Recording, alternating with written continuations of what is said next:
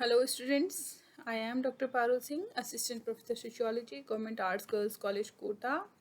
और हम आपका समाजशास्त्र विषय का BA फर्स्ट ईयर का पेपर 2 पढ़ रहे थे, जिसका नाम है इंडियन सोसाइटी या भारतीय समाज। और हमने जो कुछ टॉपिक कवर कर लिए हैं, कुछ जो टॉपिक्स हैं उनको डिस्कस कर लिया है आपके साथ में। और जो लास्ट टॉपिक हमने डिस्कस किया था वह हमने डिस्कस किया था किनशिप अर्थात नातेदारी, जिसमें हमने किनशिप की जो अर्थ है वह हमने देखने की कोशिश की थी। और किनशिप के कितने प्रकार हैं, मर्डॉक ने किस प्रकार से किनशिप के प्राथमिक द्वितीयक तृतीयक संबंधी के रूप में उन्होंने उसकी या नातेदार के रूप में उसकी व्याख्या की और बताया कि जो प्राथमिक नातेदार हैं उसमें 8 संबंध आते हैं, जो द्वितीयक नातेदार हैं उसमें 33 संबंध आते हैं, और जो तृतीयक नातेदार हैं उसमें 151 प्रकार के संबंध आते हैं। इसके अतिरिक्त नातेदारी का महत्व, नातेदारी में प्रचलित जो विभिन्न यूसेजेस हैं वो हमने पढ़े वहाँ पर। और नातेदारी में चेंजेस लाने वाले कौन कौन से फैक्टर्स हैं, किस प्रकार के चेंजेस आ रहे हैं, भारत में किस प्रकार की नातेदारी प्रणालियाँ प्रचलित हैं, इन सब के बारे में हमने जो नातेदारी चैप्टर है उसमें हमने बात कर ली थी। आप उसके लिए वो वीडियोस देखिए। और आज का हमारा जो टॉपिक है वो उतना ही महत्वपूर्ण, नातेदारी से ही जुड़ा हुआ जो टॉपिक है उसका नाम है परिवार या फैमिली। हम सभी परिवार के अंदर रहते हैं, हम सभी परिवार का पार्ट हैं और परिवार का महत्व हम बहुत अच्छी तरह से जानते हैं। लेकिन समाजशास्त्रीय दृष्टिकोण से परिवार को किस तरह से देखना चाहिए, किस तरह से समाजशास्त्रीय अर्थों में उसे समझने की हमें ज़रूरत है, यह आज हम यहाँ पर जानेंगे। तो जो परिवार है वो मानव समाज की एक मौलिक और सार्वभौमिक इकाई है। और रॉल्फ लिंटन का भी कहना है कि माता पिता और बच्चे का प्राचीन जो त्रितत्व है किसी अन्य मानव संबंधों की अपेक्षा अधिकाधिक उतार चढ़ावों के बावजूद विद्यमान रहा है। समस्त संरचनाओं का आधार स्तंभ है परिवार।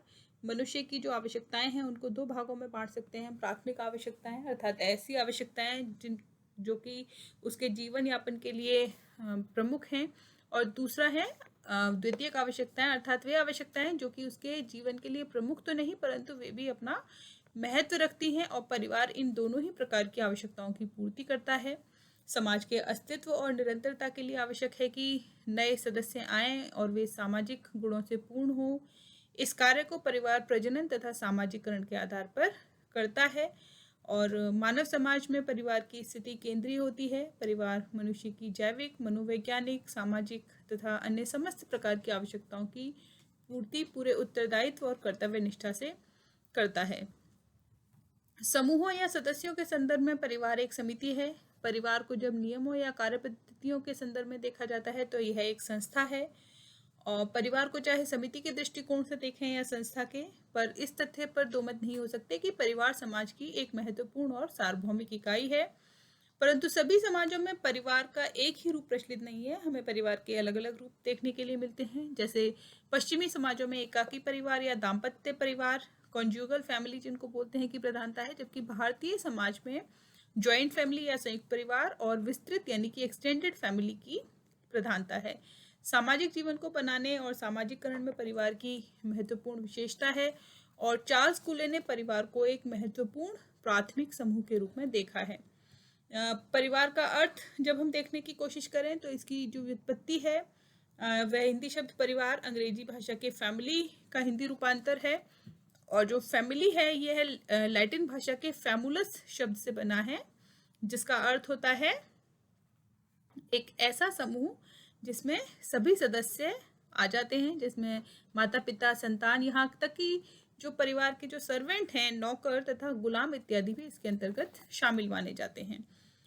जैविक दृष्टि से परिवार वह समूह है जिसमें स्त्री एवं पुरुष को पति एवं पत्नी के रूप में यौन संबंध की स्थापना एवं प्रजनन अर्थात संतान उत्पन्न करने की स्वीकृति समाज के द्वारा प्रदान की जाती है। समाजशास्त्रीय दृष्टि से यदि हम देखें तो जो परिवार है उसको स्त्री एवं पुरुष का एक ऐसा समूह कहा जा सकता है जो विवाह संबंधों, रक्त संबंधों या गोद लेने की व्यवस्था से निर्मित होता है। इसके सदस्य आयु, लिंग, अन्य संबंधों के आधार पर अपनी भूमिकाओं का निर्वाह करते हैं तथा एक घर के रूप में पहचाने जाते हैं। परिवार की परिभाषाएं अलग अलग विद्वानों ने अलग अलग प्रकार से दी हैं।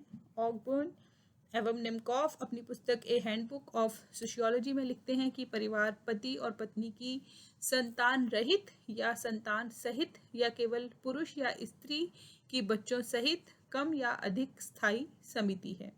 तो ऑकबर्न और निमकॉफ ने परिवार को एक समिति के रूप में देखा है। समिति आप फर्स्ट पेपर में पढ़ चुके हैं, और जिसको हम कम्युनिटी बोलते हैं, और जो एसोसिएशन जिसको हम बोलते हैं समिति को।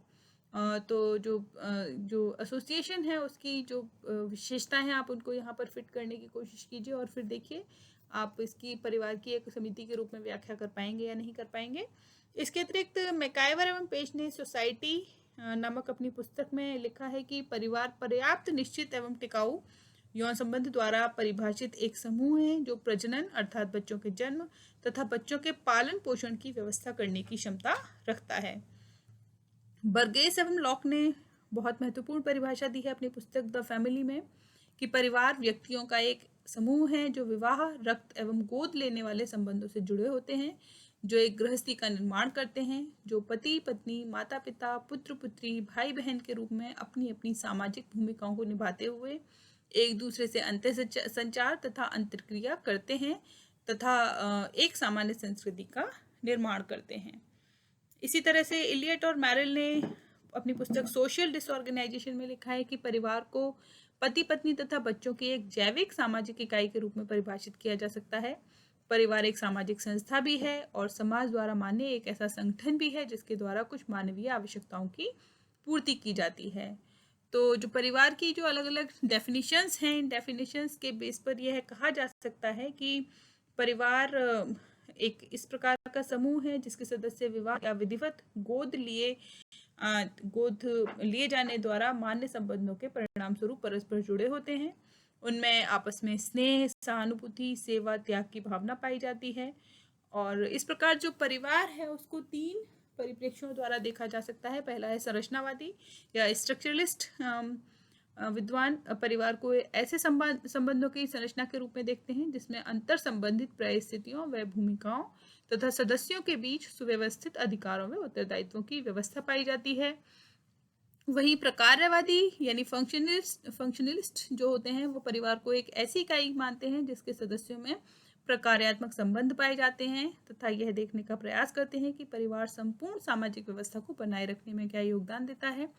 प्रकार्य हम कहते हैं किसी भी घटना के वे अवलोकनीय पक्ष जो कि समाज में व्यवस्था और संतुलन को बनाए रखते हैं और समाज व्यवस्था को संचालित करने में अपना योगदान देते हैं।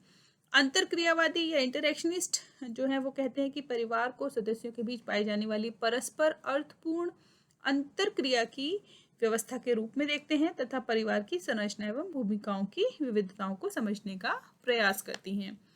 तो जो अलग अलग विद्वान हैं वो परिवार की इस तरह से व्याख्या करते हैं और परिवार को पति पत्नी एवं उनकी संभावित संतानों जैसी परिस्थितियों से निर्मित हुआ एक आधारभूतीय प्राथमिक समूह कहा जा सकता है। और ये परिस्थितियां विभिन्न अंतःक्रियाओं संबंधों के माध्यम से जो परिवार के सदस्यों की जैव मनो सामाजिक आवश्यकताओं की संतुष्टि करती हैं, उनकी पूर्ति करती हैं। और यह परिवार की एक संरचनात्मक परिभाषा हम देख सकते हैं। यदि संस्थात्मक रूप से हम उसे देखने की कोशिश करें, संस्था अर्थात नियमों एवं कार्यप्रणालियों का समुच्चय, तो एक संस्था के रूप में यदि हम परिवार की व्याख्या करें तो न्यूनतम मूलतः 8 भूमिका संबंधों की अंतः निर्भरता से निर्मित हुए विभिन्न नियम, कार्यप्रणालियां, प्रतिमान, प्रतीक इत्यादि संगठित समुच्चय जिनको आवश्यकताओं की पूर्ति हेतु प्रयुक्त किया जाता है एक परिवार कहलाता है।